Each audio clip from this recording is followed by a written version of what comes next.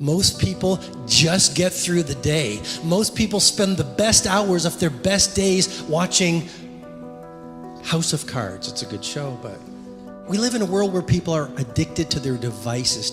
Your devices, your addiction to checking every WhatsApp that comes in, every notification from Facebook, every social media post is costing you fortunes of productivity, creativity, impact, and influence. When you focus monomaniacally on a project or a skill, a neural pathway gets set up around that one skill. You isolate a neural pathway. Every time you practice your skill, whether it's leading, whether it's innovating, every time you turn off your phone, you get away from distraction, because every genius has one thing in common: extended periods of time away from distraction and interruption. When you get away from distraction and interruption and you focus on that one skill or that most important project, the neural pathway gets stronger and stronger. And the more you practice the skill, the more that neural pathway gets isolated.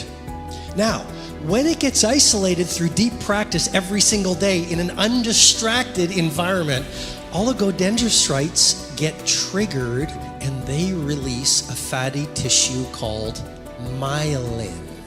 Myelin is thought to be, by many researchers and scientists on high performance, to be the secret of genius. Wayne Gretzky, he said, "I didn't skate to where the puck was, I skated to where the puck was going." Steve Jobs, "I could see around corners." Messi, bend the ball like Beckham. These people were not naturally talented.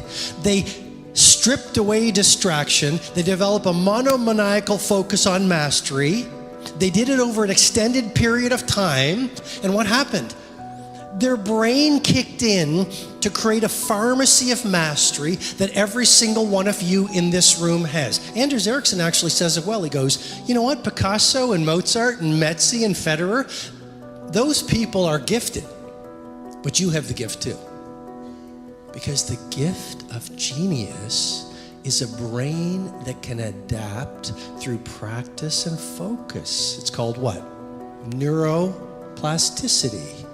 You all have that gift. And if you want to have the results only 5% of the population has, you've got to be willing to think and behave like only 5% of the population.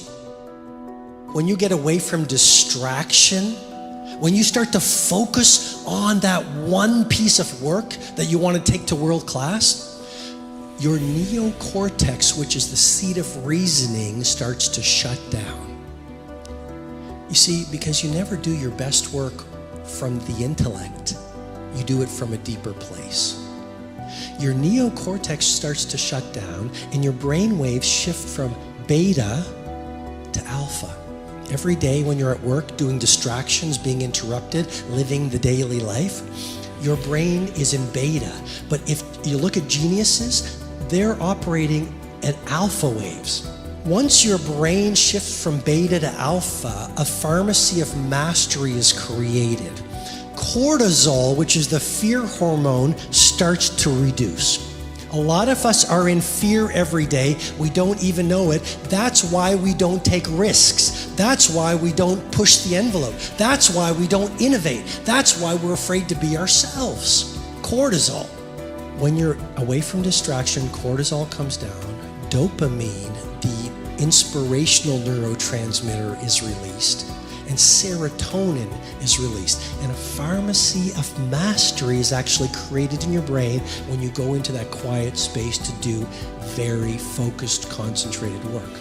Mihai Csikszentmihalyi of University of Chicago calls this the flow state. Every single one of us can create flow in our work. And when you get into flow, that's when the athletes do otherworldly things. That's when the great painters create these masterpieces. The rituoplasticity. What does rituoplasticity mean?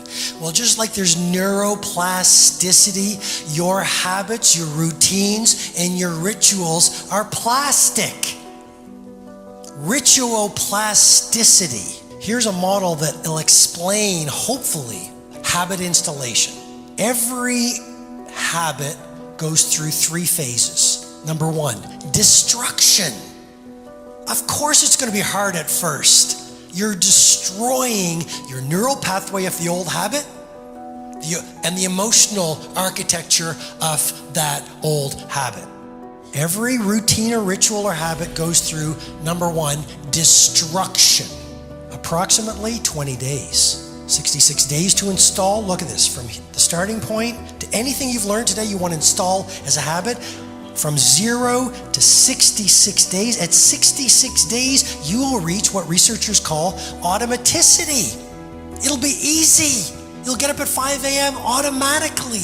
You'll journal, go the extra mile, practice your craft automatically. But you have to stay with it for 66 days. First 20 days approximately is phase number 1, destruction. Phase number 2, confusion. After you've destroyed it, it's like a renovation. There's a mess. Now you're confused. It's normal if you're confused. If you're confused, you're still thinking for yourself. If you're confused, it means you're growing. Society says, what's wrong with you? You're confused all the time. I'm suggesting to you, you're confused all the time because every single day you're disrupting who you used to be yesterday. And of course, society doesn't understand you. To have the results very few have, you've got to live and behave like very few do. After confusion, stage number 3, the final 20 days approximately, integration. Integration of the new habit. Destruction, of course it's going to be hard for 20 days. Confusion, phase 2, messy in the middle. You're going to feel like giving up. This won't make sense. It's new to you. Finally, integration. You get to automaticity. It becomes a part of your new belief, your new way of being. It becomes easy. Here's the fascinating thing. You only use willpower until you get to automaticity. This is the secret of the great athletes. They are spending all this energy on willpower just to install the routine. Once the routine becomes automatic, the exciting thing is they free up their willpower for their next routine to be installed.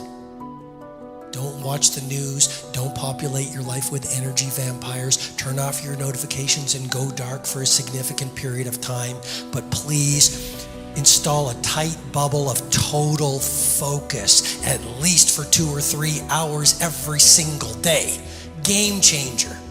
You can be world class, you can fit in with the world, you don't get to do both. And if you do these kinds of things I'm teaching you, the world will call you eccentric.